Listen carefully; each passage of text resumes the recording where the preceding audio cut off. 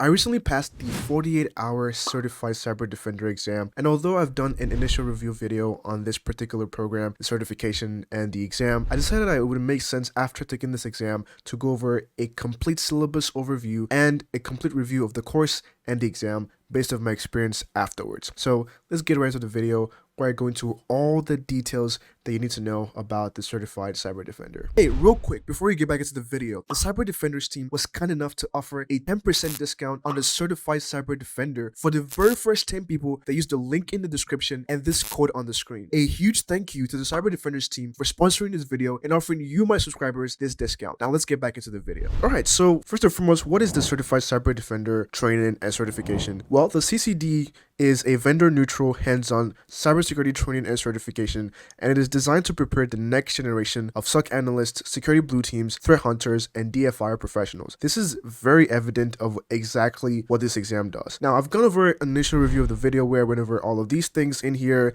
cost, the different prerequisites, who the training is for, the certification exam, but today's video I want to focus specifically on the syllabus and exactly what it goes over, so you have an understanding of what you're trying to get yourself into with this particular certification and the training that you'll be getting with the Certified Cyber Defender. So we're going to be going into exactly that in this video. Again, if you want to learn more about what this training is for, the prerequisites, even see what a lab looks like, I've done a video dedicated to all of that in the initial review video. I will leave a link to it in the description as well as somewhere on the screen, so definitely check it out. But like I said, let's go straight into the syllabus and look at what we're getting ourselves into with this particular certification program. Alright, so this is the syllabus for the Certified Cyber Defender, and you can actually download this from this page here, right here, and you'll be able to get this PDF and go over what all these details are. Now, the course is divided into multiple modules, and as you can see here, we have about 8 modules. If you get the course with the malware analysis, you would have the 9 modules. So that's the overview of the modules that exist within the course. Now, let's go into each and every one of these modules and what they cover. The course starts with a very, very high level security operations fundamentals overview, right? Like, what is security operations? You know, you go over your CIA triad. It goes over different SOC tools, so like things like SIMs, like SOARs, like honeypots, web application firewalls, EDR, XDRs. It basically goes over your cybersecurity lingo. What are the things you should know overall before you get into the course, as well as what you'll be talking about and what you'll be doing as a cyber defender or a security analyst or a threat hunter when you're in any of these roles. So I think it's a very good introduction into priming you for the language, the culture around what security is, but more so in a technical light. And it keeps going on, goes over what malware analysis is, goes over cloud computing, what a CASB is, goes over threat intelligence, which is a major function of a security operations center, goes over the different ticketing systems, that's also a major part of it, using machine learning and deep learning for security, goes over so many things as to security operations at a high level. So it divides that into different components. So it goes over the technologies, the tools and technologies, and then the people components and the processes components. It just kind of gives you a high level overview of what is security operations, like what are we trying to achieve with cybersecurity, specifically with security operations, and what are the tools, what are the processes, what are the different things that enable us to do security operations the way that it should be done. And that's what the first module does. It's a great primer for what the rest of the course is going to be about. Now, prior to this part of the course, prior to this first module that goes over security operations, there's a part of the course that I cannot show you right now because definitely like confidential material and private stuff within the course, but there's a course introduction before the security operation fundamentals module, and the very first part of this course module gives you a primer into what exactly this course is going to be about, right? About the course, that's what it's called. And basically what the authors of this course aim to do is to help jumpstart and empower those people that are going to be cyber defenders in becoming the next generation of cyber defenders. And their goal is to highlight that cyber defense depends heavily on research and problem solving. And that's a lot of what this course focuses on, especially the labs. The labs are meant to make you go research, find information, and then make deductions from that information. And if you've seen, you might have seen across the video or across the branding of cyber defenders, they have a motto of defense smarter, not harder. And that is very much embodied into to how they created this course. And one thing they said within this, first message from the instructors is security is not a spoon-fed field, and their goal is to help you acquire technical and non-technical skills that allow you to navigate the field professionally and smoothly. You should expect a little frustration until you develop a solid analytical, problem-solving, and persistent mindset, which a major part of that is answering the lab questions without hints. You may find it challenging initially, but you would definitely thank them later. And they ended with a quote about, give a man a fish and you feed him for a day, teach a man to fish and you feed him for a lifetime. Ultimately, this first part of the course is to prime you on what to expect within this course. This is not a course that is going to spoon feed you. They would teach you everything you need to know with all of these things here. They're going to teach you exactly everything. But when it comes to the labs and actually practicing those skills and understanding what you were taught within the course, you're going to have to go out there and look for information on your own. And when I say go out there and look for information on your own, it's basically what you were taught in the course. And I'll go deeper into more about the labs later. But ultimately, this course was meant to build smart defenders. Now, the second module goes into incident response. Now, this is a very common topic within the field of cybersecurity, but the way this particular module goes into incident response is it categorizes it into the different parts of the incident response lifecycle. As you can see here, it goes over the overview, the preparation phase, the detection analysis phase, the containment, eradication, and recovery phase, and then the post-incident activity, which is like your lessons learned. But in here, you learn things like architecting an IR-friendly network, learn things like how to be prepared for an incident, right? Have a plan, having an effective incident resolution and management platforms. And then you also go into learning things about detection engineering, endpoint level detection, endpoint perimeter level detection, endpoint system level detection, application level detection, how to do containment, how to do eradication, and also what you should know in terms of writing incident response reports. Next, you go into the third module, which is very, very deep on email security. Now, this is more so around perimeter defense and everything you need to understand about email security, everything from email spoofing to malicious attachments to malicious URLs, and understanding how all the things behind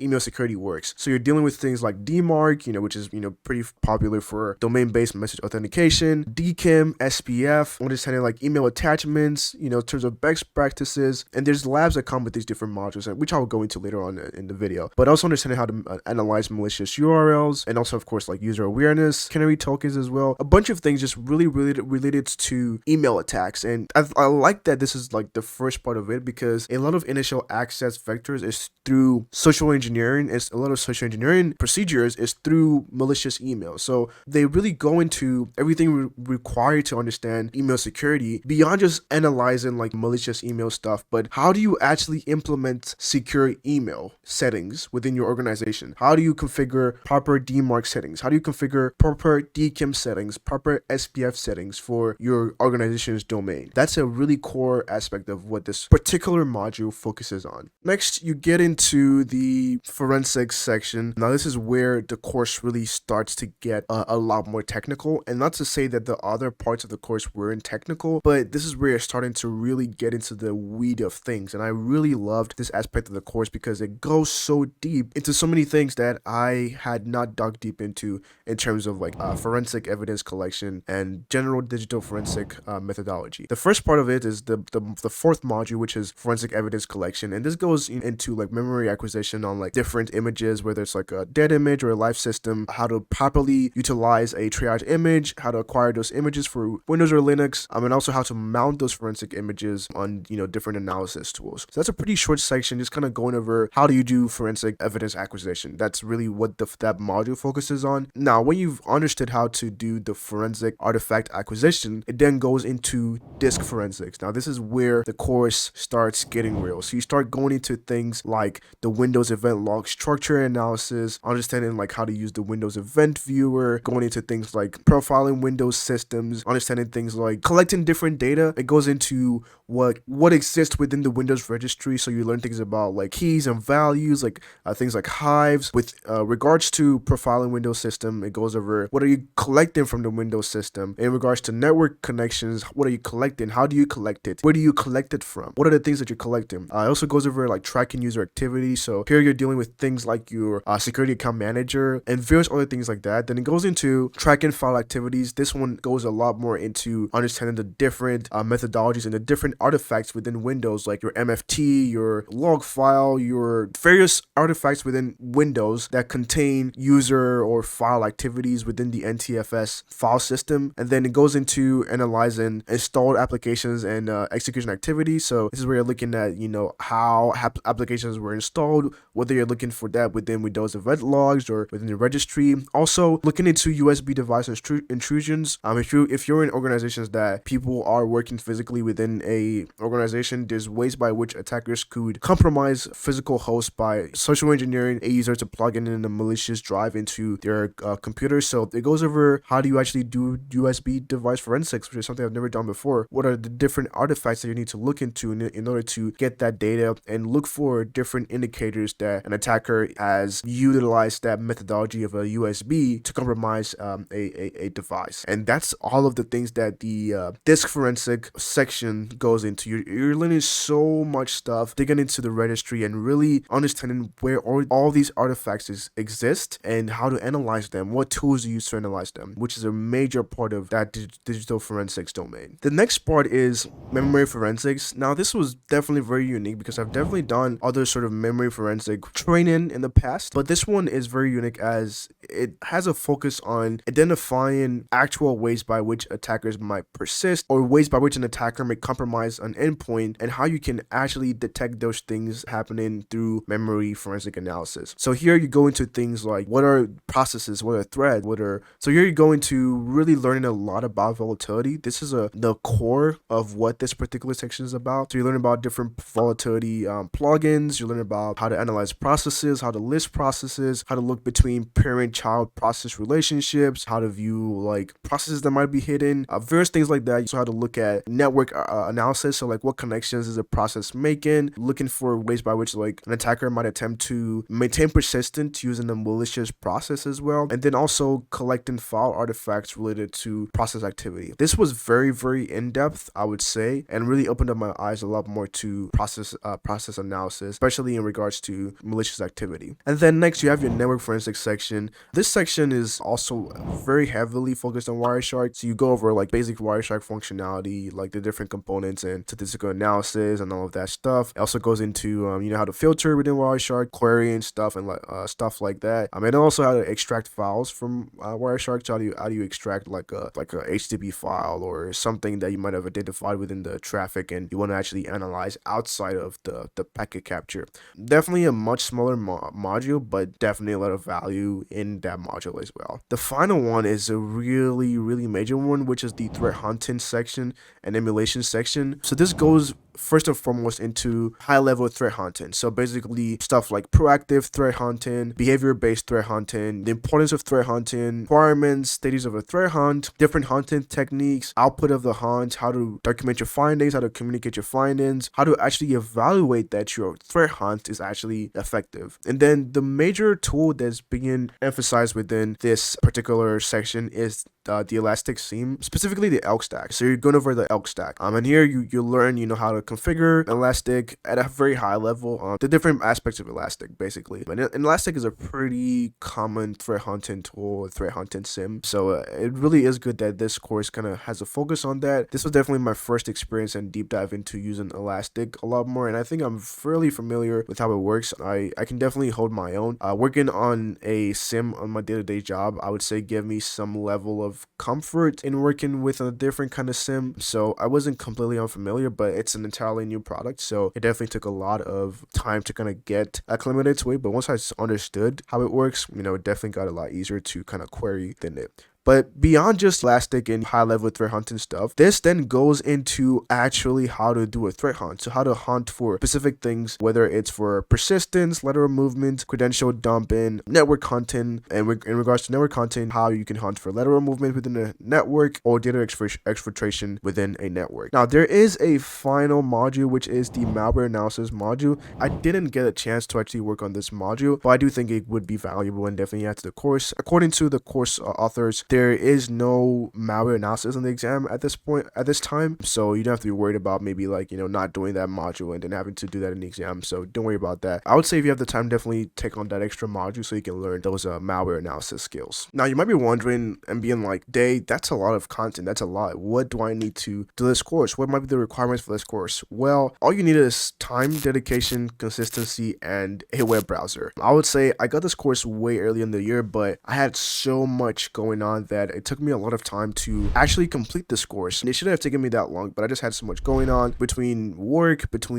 within my linked learning course, still creating content consistently, getting my wisdom teeth removed, a lot of like immigration stuff. Like I had a lot of things going on and a lot of things just really stalled my progress of the course. If I was a lot less busier, I would have definitely been able to complete this in I'll say about 3 to 4 months. So whatever amount of time the course actually is provisioned for, I would say is sufficient, but you have to be consistent. You have to put in that time and effort. Most likely, and even in my own personal recommendation, on a daily basis if possible, because the course is very cohesive, so every step is based on the previous step. What you learned previously could help you in the next state of the course. So think that all you really need is time, consistency, dedication, and a web browser. All the labs are browser based, so you don't have to worry about downloading anything locally because everything you need is going to be on your browser.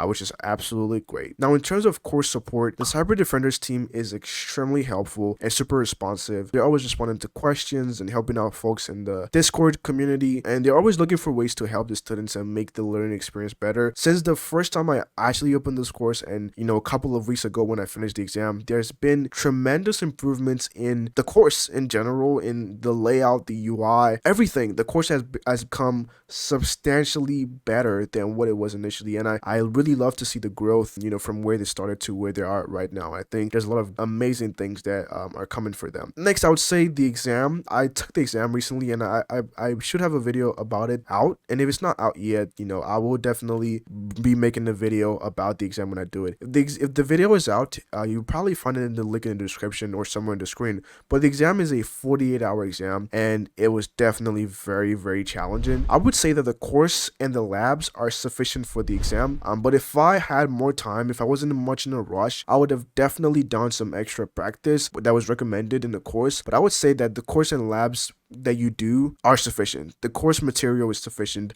The labs you do are sufficient. Just make sure you're able to tie that into what the exam is requiring for you.